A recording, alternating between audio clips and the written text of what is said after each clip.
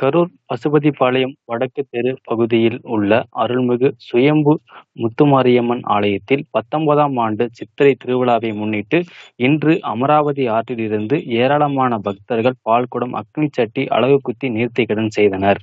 நிகழ்ச்சியை முன்னிட்டு ஆலயத்தில் இருந்து மேளதாளங்கள் முழங்க அமராவதி ஆற்றிற்கு சென்றனர். அமராவதி ஆற்றிலிருந்து பக்தர்கள் நீராடிய பிறகு அக்னி சட்டி பால்குடத்திற்கு சிறப்பு மகா தீபாராதனை நடைபெற்றது.